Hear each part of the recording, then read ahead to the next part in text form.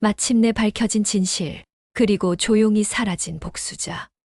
아들의 억울한 죽음 뒤에 숨겨진 과거는 상상도 못한 인물에게 닿아 있었다. 한 남자의 마지막 선택은 단순한 복수를 넘어선 숙명의 마침표였다. 그 아이는 아무것도 몰랐어. 그냥 내 어머니의 그림자에 스친 죄였을 뿐이야. 너는 그걸 이유라고 생각했나? 아이를 그렇게 보내고도 그게 다라고 말할 수 있는 거야? 내가 지키려 했던 건 가정이었어. 그런데 결국 내가 가장 소중한 걸 잃게 만든 거야. 난 널 믿었어. 널 따랐고 널 이해하려 했어. 그런데 결국 넌 내 아이를 무기로 삼았지. 이제 끝내자. 누구도 더는 죽지 않아야 해. 그게 그 아이에게 우리가 해줄 수 있는 마지막이야. 오늘 이야기 구독과 좋아요, 알림 설정을 하시면 앞으로도 이런 반전 스토리를 누구보다 빠르게 만나보실 수 있습니다. 놓치지 마세요. 그날 인천의 낡은 골목 어귀에서 모든 게 시작됐다. 길바닥엔 누군가 흘린 피와 함께 낡은 가방 하나가 나뒹굴고 있었다. 비닐 속엔 사진 한 장과 오래된 군번줄, 그리고 정체불명의 소형 녹음기. 이 모든 것은 그날 오후 경찰서 앞에 홀로 선 한 노인의 등장과 함께 드러나기 시작했다. 수십 년간 평범한 이웃으로 살아온 노인이 갑자기 조직폭력배의 심장부에 뛰어들었다. 목적은 단 하나였다. 아들의 억울한 죽음. 아무도 막을 수 없었다. 아니, 아무도 멈추려 하지 않았다. 인천의 오래된 주택가, 골목마다 바람이 불며 낙엽 대신 기억들이 흩날렸다. 동철 씨는 매일 아침 같은 시간에 일어나 작은 화단을 정리하고 오래된 라디오의 클래식을 들으며 커피를 내렸다. 잔잔한 삶이었다. 거칠 것 없고 잊힌 채 살아가는 평범한 노인의 일사. 사람들은 그를 조용한 사람이라 했다. 말수가 적고 늘 허리를 곧게 펴고 다녔다. 가끔 바둑 모임에도 참석했지만 말을 길게 이어가는 법은 없었다. 다만 바둑돌을 짚는 손길은 날카로웠다. 세월의 흔적이 손등마다 나눴지만 그의 동작은 여전히 치밀했다. 정희 씨와는 결혼 40년을 훌쩍 넘겼고 둘 사이에는 외아들이 하나 있었다. 외아들이었기에 그 누구보다 애틋했고 손에 물 한 방울 안 묻히게 키웠다고들 말했다. 하지만 정작 그 누구도 알지 못했다. 동철 씨의 젊은 날이 어떤 시간이었는지. 그가 묻어둔 과거는 먼지 쌓인 다락방의 상자처럼 아무도 들추지 않았다. 밤이 되면 그는 가끔 군용 손목시계를 꺼내 바라보곤 했다. 초침이 움직일 때마다 시간보다 빠르게 스쳐가는 기억들이 마음속을 적셨다. 수십 년 전 바다를 건너던 순간 적막한 바위 뒤에서 지켜보던 얼굴들, 그리고 돌아오지 못한 이름들. 하지만 그런 기억들은 결코 표면으로 올라오지 않았다. 정희 씨는 그런 과거를 몰랐다. 아이의 존재조차 알지 못했다. 오직 조용한 남편 매일 아침 커피를 내리는 노인으로만 그를 기억했다. 그런 일상 속에서도 가끔은 손끝이 저렸다. 명확한 이유 없이 가슴이 조여오고 새벽마다 가위에 눌리는 날이 있었다. 누가 부르지도 않았는데 이름이 들리는 것 같고 없는 발자국 소리가 들렸다. 그런 날이면 그는 말없이 뒤뜰로 나가 담배를 피웠다. 담배 연기 너머로 별이 보일 때 그는 겨우 자신을 달랬다. 그건 다 지나간 일이었다고. 이젠 조용한 아버지로 살아야 한다고. 그 다짐이 수없이 쌓이면서 그는 조금씩 무뎌졌다. 과거는 사라졌고 남은 건 지금 이 삶뿐이라. 그는 믿고 있었다. 정희 씨는 그런 남편을 사랑했다. 묵묵히 일하고 늘 약속한 시간에 돌아오는 사람. 큰 소리 한 번 내지 않고 무엇 하나 부탁하지 않던 사람. 하지만 그 평화는 사실 아주 얇은 유리 위에 놓여 있었다. 언제 깨질지 모를 위태로운 평온, 그것이 바로 동철 씨의 현재였다. 어느 날은 낡은 라디오에서 단파 신호가 들려왔다. 숨이 턱 막혔다. 몇십 년 전 교신이 끊긴 그날의 소리와 너무 닮아 있었다. 그는 주파수를 재빨리 돌리며 중얼거렸다. 아니야, 그런 게 있을 리 없지. 그렇게 다시 하루를 살았다. 정희 씨는 반찬을 챙기며 잔소리를 했고, 그는 웃으며 고개를 끄덕였다. 그날 인천의 하늘은 유난히 맑았다. 바람은 조용히 지붕을 스치고 골목 어귀엔 고양이 한 마리가 몸을 말고 있었다. 모든 것이 평화로웠다. 그러나 그 평화의 중심엔 언제 터질지 모를 침묵의 뇌관이 있었다. 누구도 몰랐고 아무도 짐작하지 못했다. 그리고 그 뇌관은 어느 날 갑자기 너무도 조용히 작동하기 시작했다. 늦은 오후였다. 유난히 해가 느리게 지는 날이었다. 라디오에서는 익숙한 클래식 음악이 흘러나왔고, 식탁 위엔 정희 씨가 차려둔 저녁상이 있었다. 평소와 다름없는 하루였다. 그때 전화벨이 울렸다. 낮고 묵직한 벨소리가 공기처럼 가라앉은 거실을 울렸다. 무심코 수화기를 든 정희 씨의 얼굴이 서서히 굳어갔다. 아무 말도 하지 못한 채 수화기는 손에서 바닥으로 떨어졌다. 동철 씨는 천천히 고개를 돌려 그 모습을 바라봤다. 무언가 잘못됐다는 감각이 전투 직전의 촉각처럼 온몸을 스쳤다. 서울에서 연락이 온 것이었다. 아들이 병원에 있다는 말, 폭력 사건에 휘말렸다는 말, 그리고 이미 숨을 거뒀다는 짧은 통보. 병원으로 달려갔지만 이미 모든 건 끝나 있었다. 흰 시트로 덮인 차가운 몸, 형체만 간신히 유지한 얼굴, 몸 곳곳에 남은 멍자국. 어떤 설명도 듣고 싶지 않았다. 숨소리가 멎고 귀 안쪽의 이명이 세상을 집어삼키는 듯했다. 경찰은 조심스럽게 설명했다.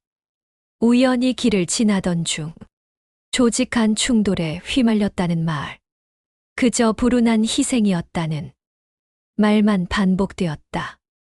하지만 들을수록 심장은 식어갔다. 목구멍이 막히고 눈동자가 말라갔다. 억울하다는 말로는 도저히 감당할 수 없었다. 장례식장은 조용했다. 아들의 친구 몇 명, 직장 동료라는 이들의 조화 몇 줄. 진실을 말하는 사람은 아무도 없었다. 조심하세요. 얼마나 속상하시겠어요. 그 말들이 공허하게 울렸다. 관을 덮는 소리가 들리는 순간 그날의 기억들이 무너졌다.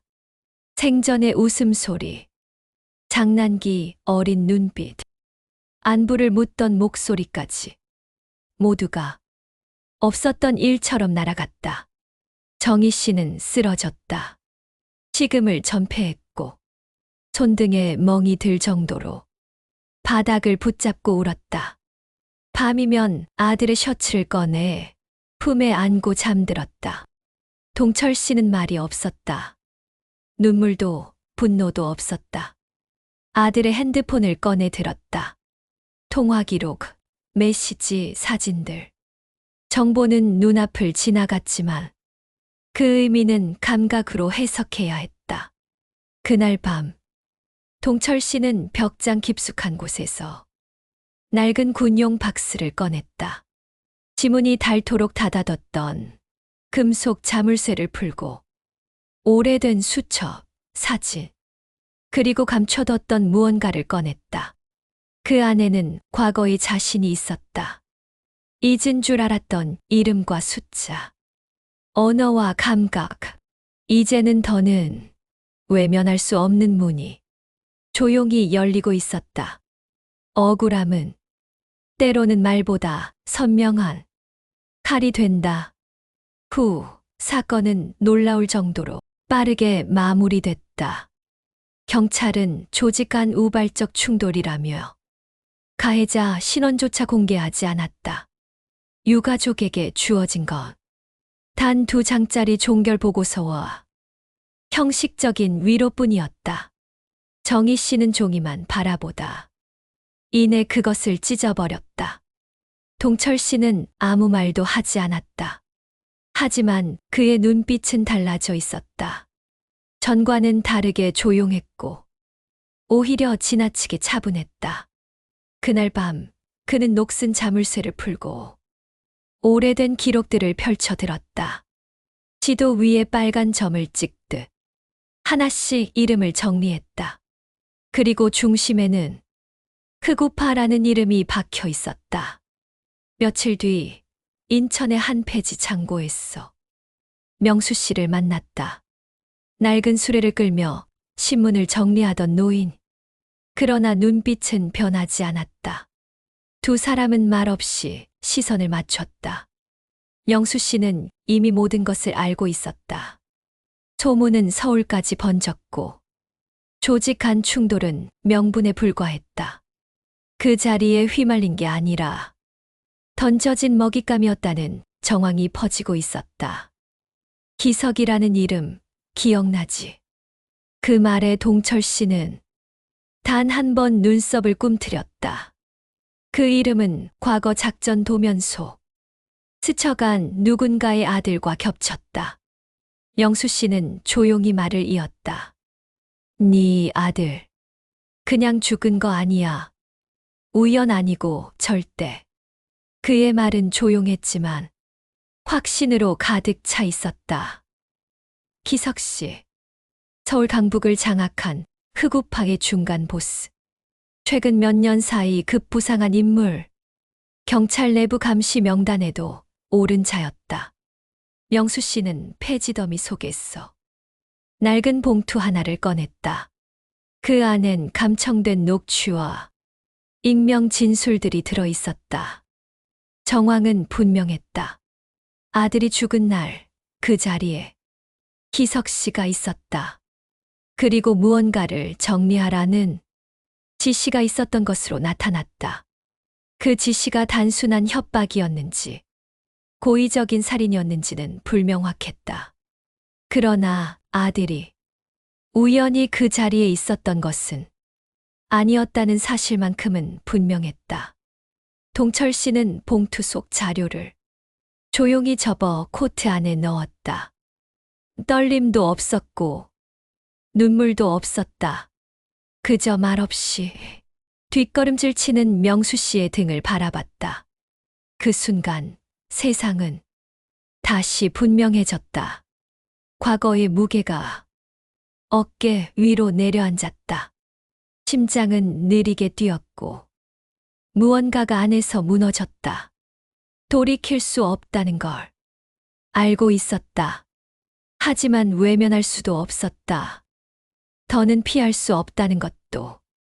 그날 밤 동철 씨는 아무 말 없이 머리를 짧게 깎았다. 서류철을 정리했고 세탁기엔 다크그레이 정장을 넣었다. 구두는 윤을 냈고 손톱은 정갈하게 정리됐다. 복수는 감정이 아니라 준비에서 시작된다는 걸 그는 누구보다 잘 알고 있었다.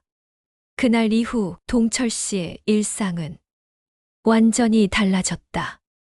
더 이상 마당의 화초를 돌보지 않았고 라디오의 클래식 음악도 멈췄다.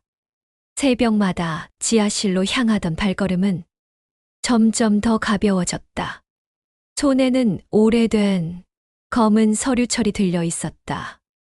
창고 안에는 군 시절 사용하던 장비들이 있었다.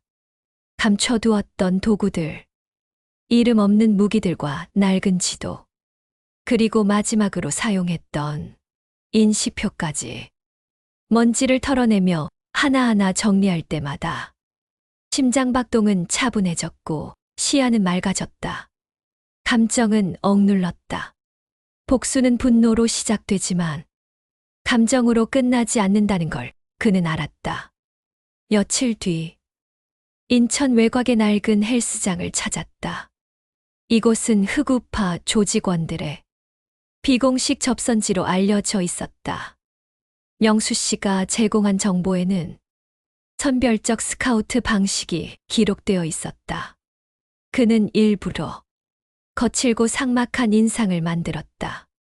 헐렁한 점퍼, 무릎 보호대, 위장 흉터, 위장용 문신까지 마친 후 건달처럼 걸음을 흘리며 헬스장 문을 열었다. 눈빛 하나, 호흡 하나까지 모두 계산된 연기였다.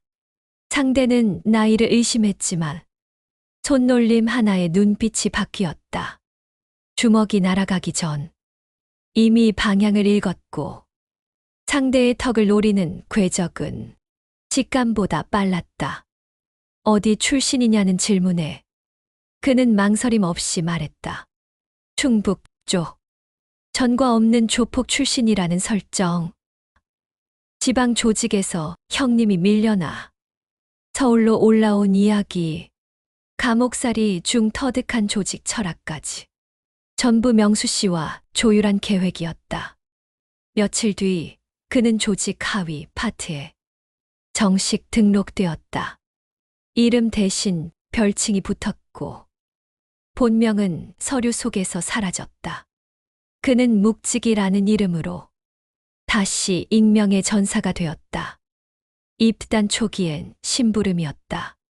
사체 회수, 뒷골목 순찰, 술집 정산. 하지만 그는 묵묵히 움직였다. 목소리를 높이지 않았고 함부로 끼어들지 않았다. 위기 상황에서는 누구보다 빨랐고 싸움에선 급소를 정확히 노렸다. 조직 내에서 그는 묘하게 무서운 사람이 되었다.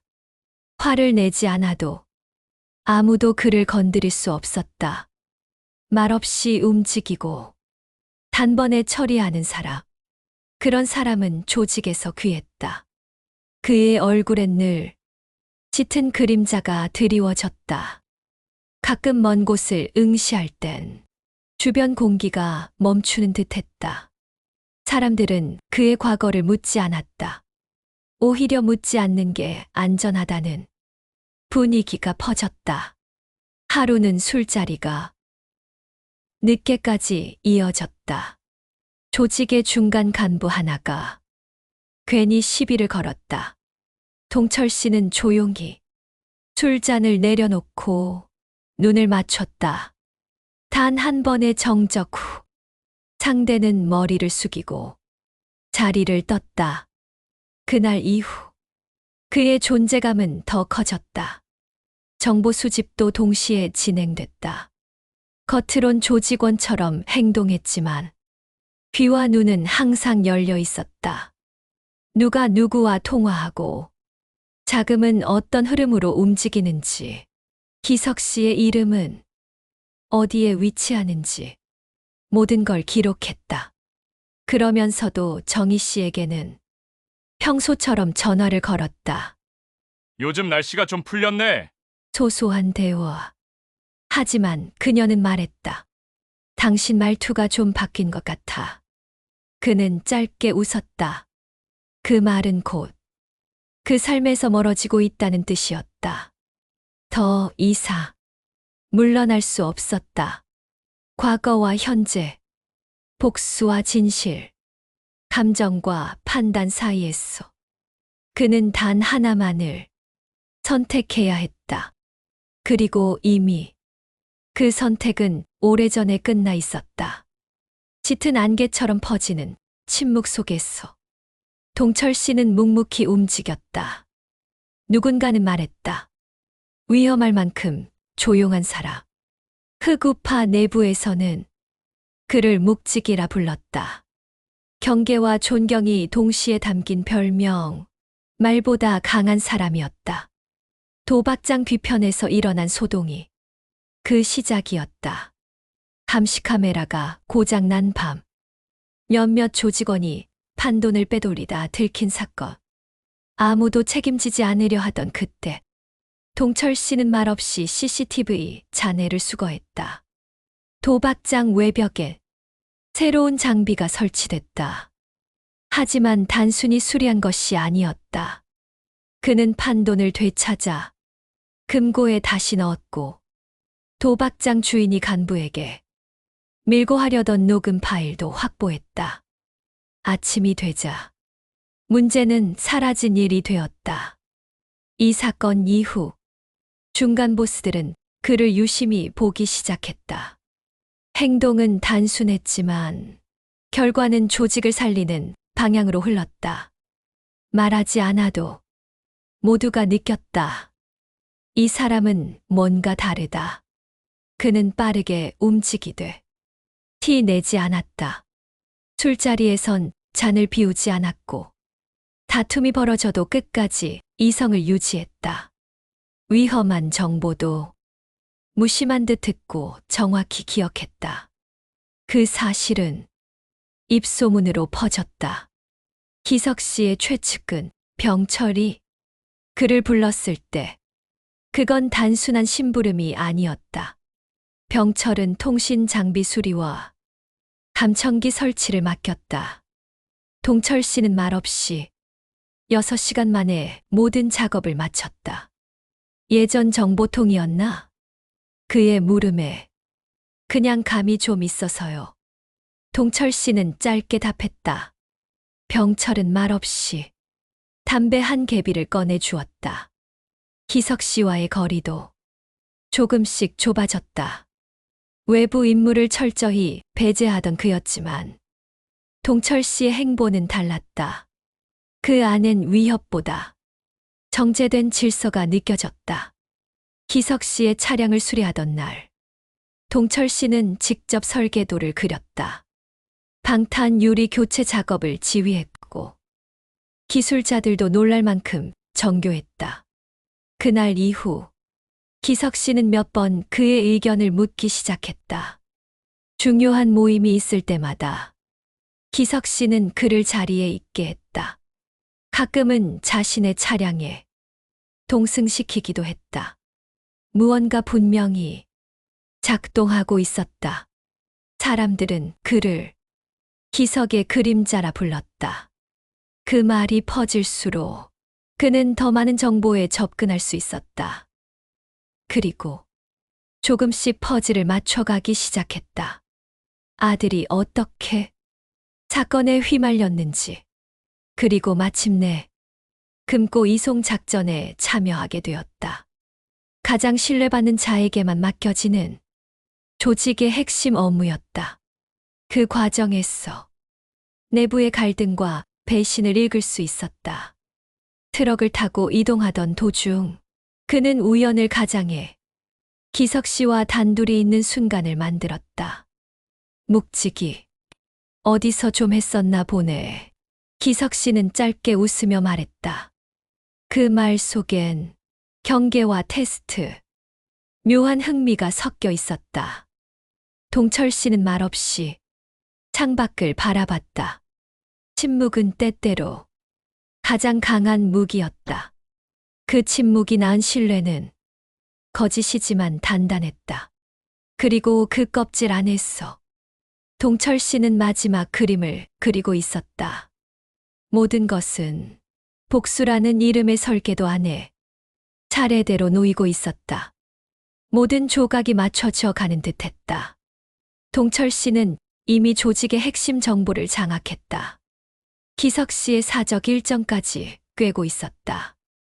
은밀하게 배치한 기록 장비와 도청 장치는 언제든 증거를 확보할 수 있게 준비되어 있었다. 남은 건 단 하나, 복수의 시저. 더 이상 물러설 수 없는 순간이었다. 그러던 어느 날 밤, 명수 씨에게서 뜻밖의 연락이 왔다. 그의 목소리는 이전과 달리 조심스러웠다. 형, 이거 말해야 하나 말아야 하나. 고민 많이 했어. 그 말에 동철 씨는 묻지 않았다. 대신 직접 만났다. 인천에 버려진 부둣가, 오래된 철문 안. 영수 씨는 한 봉투를 꺼내 건넸다. 낡은 종이에는 내부 작전 문서 복사본과 손글씨 메모가 얽혀 있었다. 그 안에서 낯익은 이름이 보였다. 조정희. 손이 굳었다. 다시 읽어보아도 틀릴 리 없었다.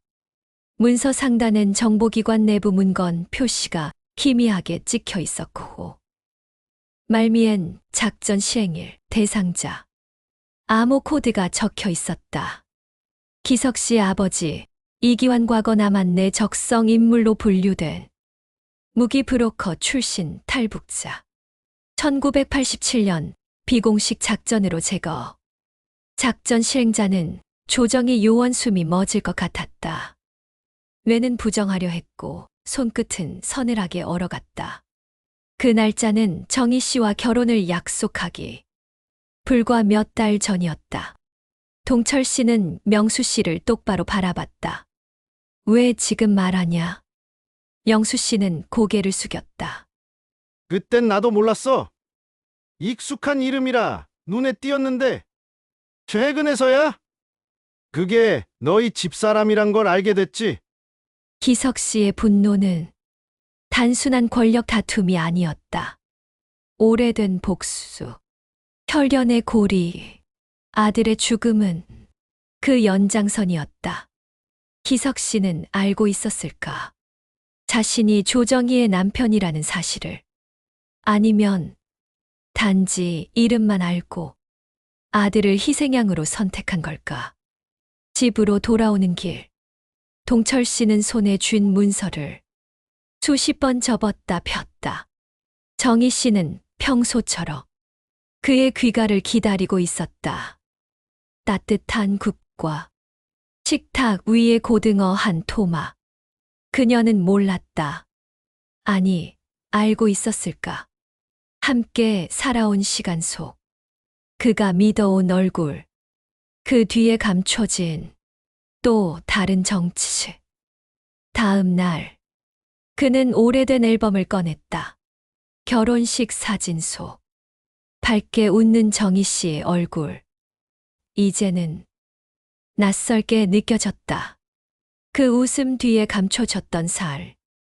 그가 애써 외면했던 것들. 과거 작전 중 함께 투입된 여성 요원이 있었다. 무표정하고 임무 능력이 탁월했던 인물. 상부의 신임을 받았던 그 요원이 정희 씨였을까? 기억은 흐릿했지만 감각은 정확했다. 동철 씨는 처음으로 복수의 방향을 의심하기 시작했다. 이 싸움은 누구를 향한 것인가? 무엇을 위해 계속되고 있는 것인가? 아들의 죽음은 그 자리에 있었기 때문이 아니었다. 기석 씨에겐 아버지를 앗아간 적의 피가 필요했던 것이다. 복수는 단순한 폭력이 아니라 혈연의 과거를 꿰뚫는 징벌이었다. 그제야 모든 게 이해됐다. 기석 씨가 처음부터 자신을 곁에 두려 했던 이유, 그건 감시가 아닌 확인이었다. 동철 씨는 무너졌다. 그리고 망설였다. 이 복수를 끝내야 하는가? 아니면 되돌릴 수 없는 강을 건너야 하는가? 무너진 감정 위에 다시 계획이 세워졌다. 그러나 그 결말은 처음 생각했던 곳과는 전혀 다른 방향을 향하고 있었다. 새벽이 올 기미는 없었고 동철 씨는 아무 말 없이 식탁 앞에 앉았다. 정희 씨는 조용히 밥을 퍼주고 국을 덮였다. 그러나 그 평온한 손놀림 속에도 어딘가 미세한 떨림이 있었다. 마치 오래된 기억을 손끝으로 더듬는 듯했다. 국숟가락을 들여다 말고 동철 씨는 앨범 속 사진 한 장을 조심스레 테이블 위에 올려두었다. 정희 씨는 그 사진을 내려다보았다. 사진 귀퉁이, 작업복을 입은 젊은 여성이 서 있었다. 얼굴은 흐릿했지만 자세만은 분명했다. 정희 씨의 손이 사진 위에서 멈췄다. 오랜 침묵 끝에 입술이 열렸다. 그땐 그런 식으로 끝날 줄 몰랐어. 모든 걸 진작 알고 있었던 듯 정희 씨는 더는 감추지 않았다. 세상이 가장 조용했던 시절. 정보기관 내부. 누구도 실체를 알지 못한 비공식 임무조에서 그녀는 활동하고 있었다. 그녀의 임무는 짧고 정확하며 절대 기억에 남지 않는 것이었다. 젊은 시절부터 탁월한 언어 감각과 관찰 능력, 수차례 테스트를 통과한 끝에 문서에 기록되지 않는 요원이 되었다. 동철 씨가 북파 임무를 수행하던 무렵 정희 씨는 남한 내부에서 고위급 감시 작전과 암살 임무를 동시에 수행했다. 사실 그들의 인연은 그보다도 더 이전이었다. 작전 중 몇 번 서로를 마주친 적은 있었지만 각자의 신분을 노출하지 않았기에 그들은 단지 서로의 그림자였다. 그리고 1987년 남북 간 은밀한 무기 거래를 주도한 이기환이라는 인물. 그는 제거 대상에 올랐다. 작전명 정마, 실행자 조정희, 이기환은 치밀하고 의심 많은 인물이었다. 끊임없이 거래선을 넓히며 은신을 반복했다. 그러나 정희 씨는 단 한 번의 접근으로 그의 허점을 찔렀다. 아무도 모르게 임무는 완수되었다. 그 작전이 정희 씨의 마지막 임무였다. 이후 그녀는 모든 기록에서 사라졌다. 그리고 결심했다. 평범한 삶으로 돌아가겠다고. 그 결심의 이유엔 동철 씨가 있었다. 이야기를 마친 정희 씨는 식탁 끝에 앉아 양손을 모았다. 고개는 떨궈졌고 눈가는 붉게 물들어 있었다. 그 아이가 그런 식으로 죽을 줄 몰랐어. 그 일을 묻어두고 살아온 게 죄였는지도 모르지. 동철 씨는 아무 말도 하지 않았다.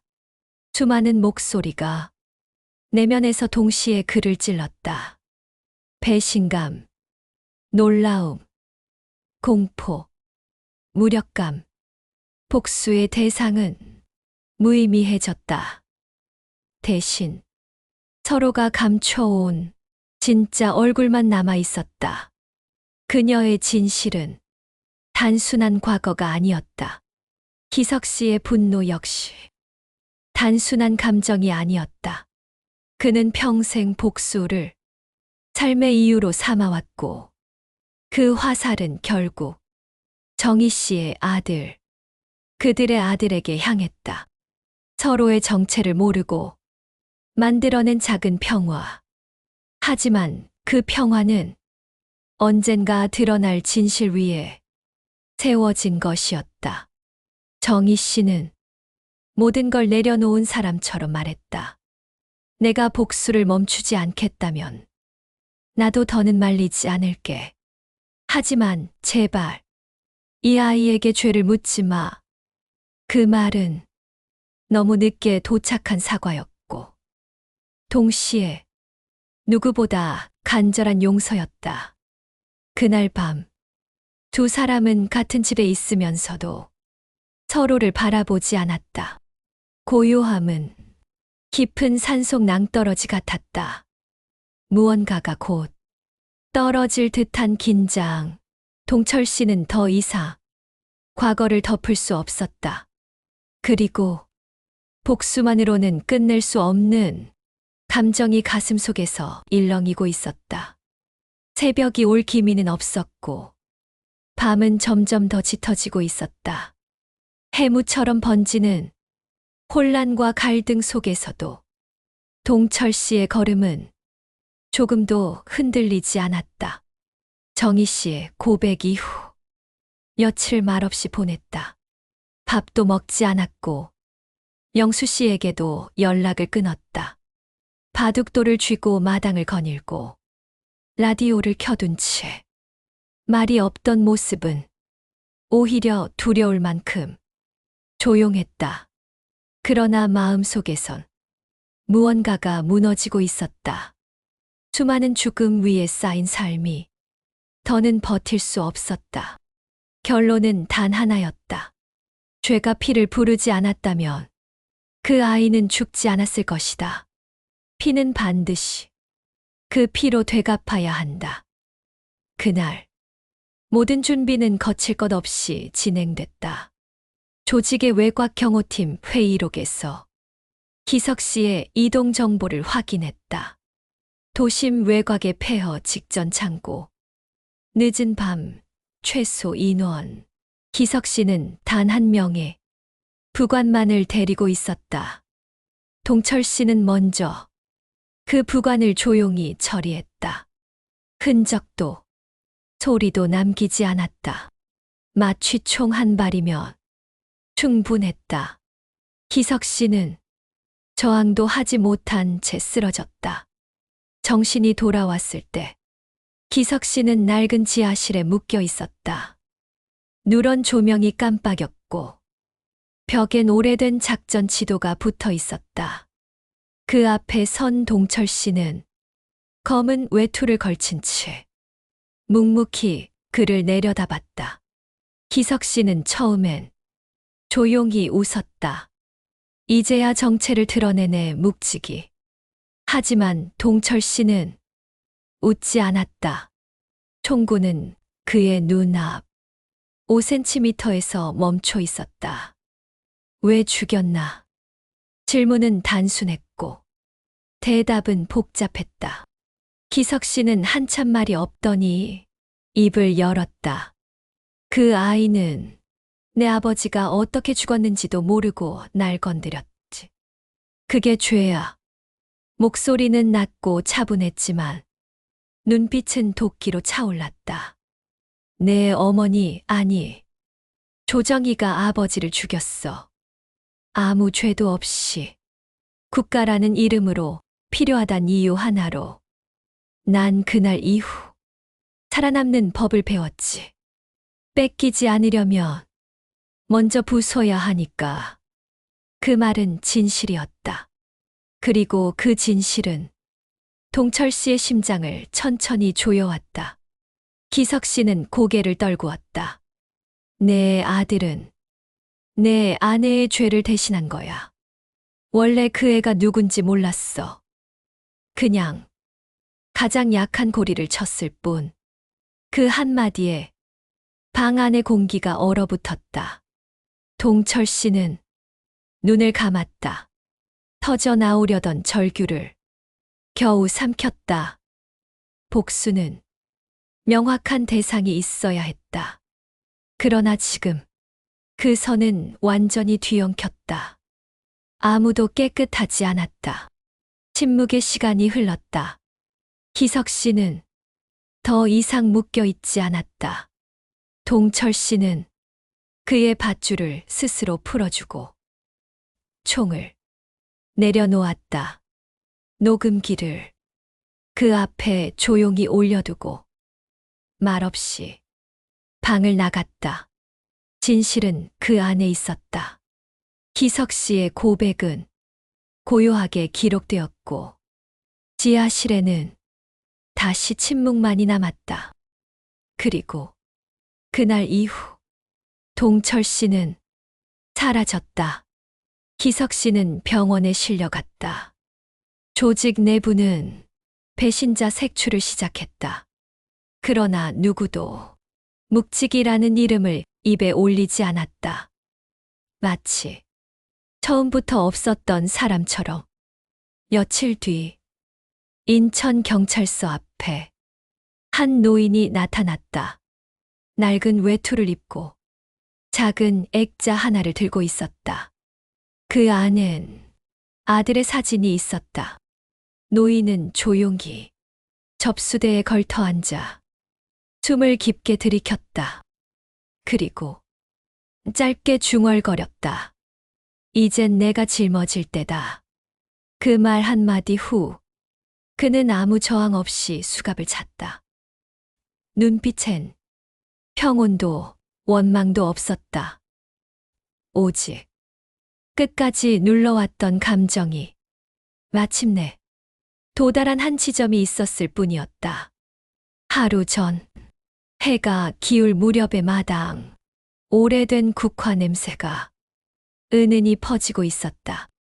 동철 씨는 말없이 정희 씨가 말려둔 이불을 정리하고 마당 끝 의자에 가만히 앉아 있었다.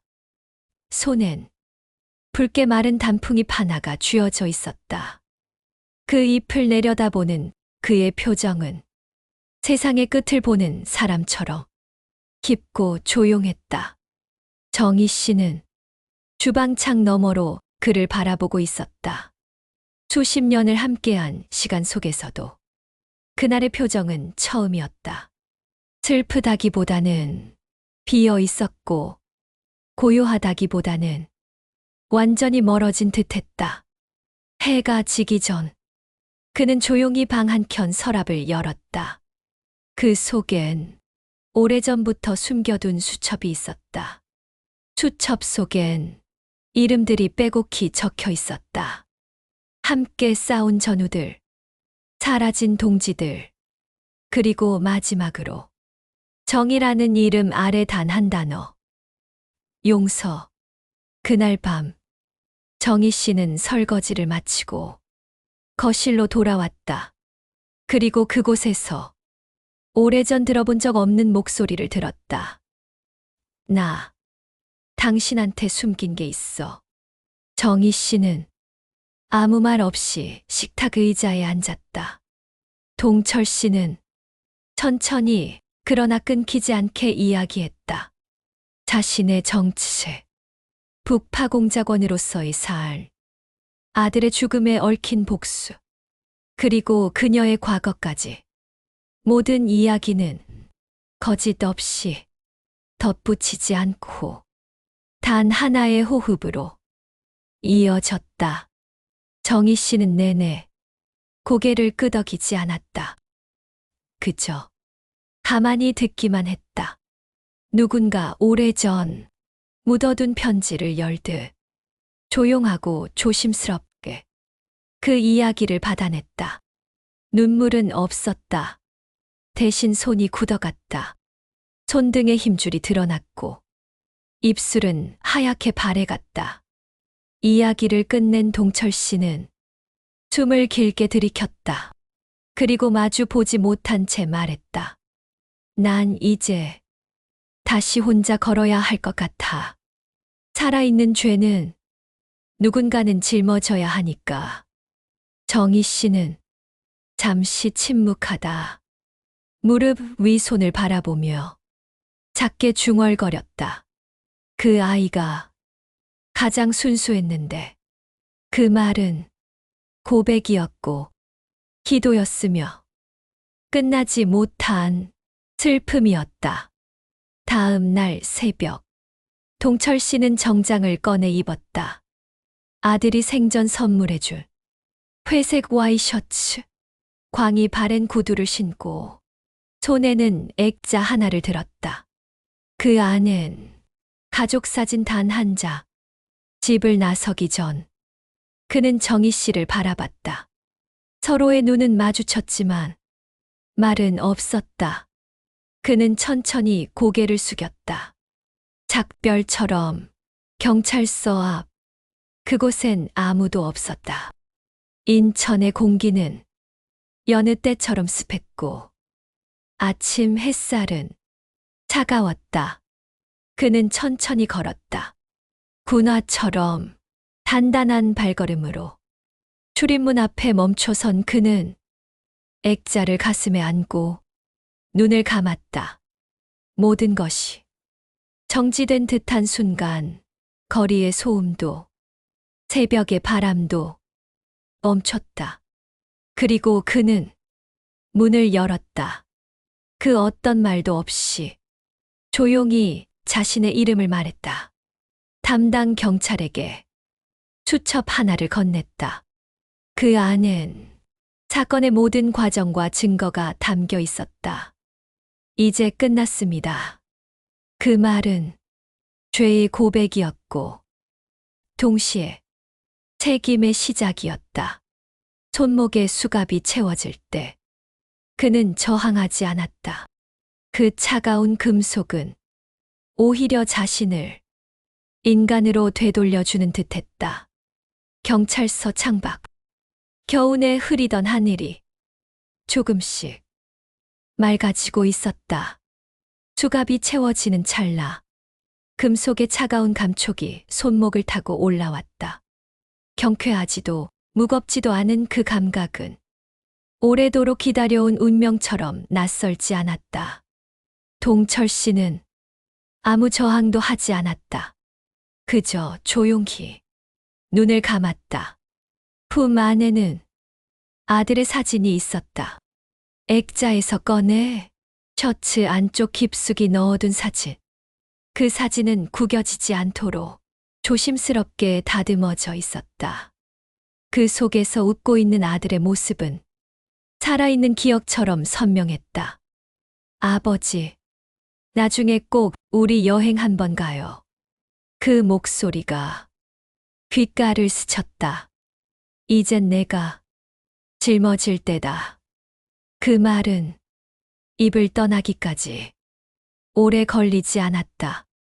너무 오래 마음속에 담아두었던 문장이었기에 그저 흘러나온 것이었다.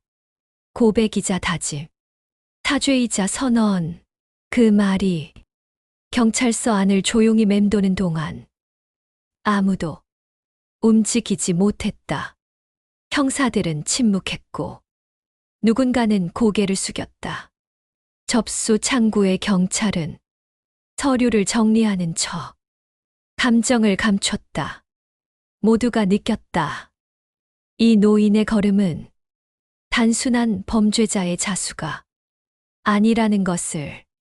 모든 것이 끝났다고 생각했지만 진실은 여전히 남겨진 자들에게 깊은 그림자를 드리우고 있었다. 그날 밤 정희 씨는 홀로 식탁에 앉아 있었다. 마주한 그릇은 비어 있었고 수저는 미처 닦이지 않은 채 탁자 위에 놓여 있었다. 그 옆엔 동철 씨가 남긴 짧은 메모 한 장. 당신 덕에 사람으로 살아봤소. 그 마음 지켜줘서 고맙소. 그 문장을 수십 번 되뇌며 정희 씨는 천천히 이불을 개었다. 외투를 개켜 넣고 마당의 국화를 바라보았다. 눈빛은 젖어 있었지만 눈물은 흘러내리지 않았다. 며칠 후 경찰서 앞에는 국화 몇 송이가 놓였다. 누가 두고 갔는지는 알 수 없었다. 하지만 그 꽃은 유난히 오래 피어 있었다. 동철 씨는 구치소 안에서도 여느 때처럼 지냈다. 말수가 적었고 요구도 없었다. 다만 매주 한 번 허용된 접견 시간. 그 시간엔 아들의 사진을 바라보며 조용히 앉아 있었다. 어느 날 면회실 너머의 정희 씨가 말했다. 당신 참 잘 참는 사람이었네. 동철 씨는 짧게 고개를 끄덕였다. 어떤 죄는 말로 사라지지 않고 어떤 고통은 시간으로 씻기지 않는다. 하지만 누군가 그 짐을 끝내 짊어진다면 그 고통은 언젠가 용서의 언어가 될 수 있다. 동철 씨의 마지막 선택은 복수로 시작되었지만 그 끝은 책임이었다.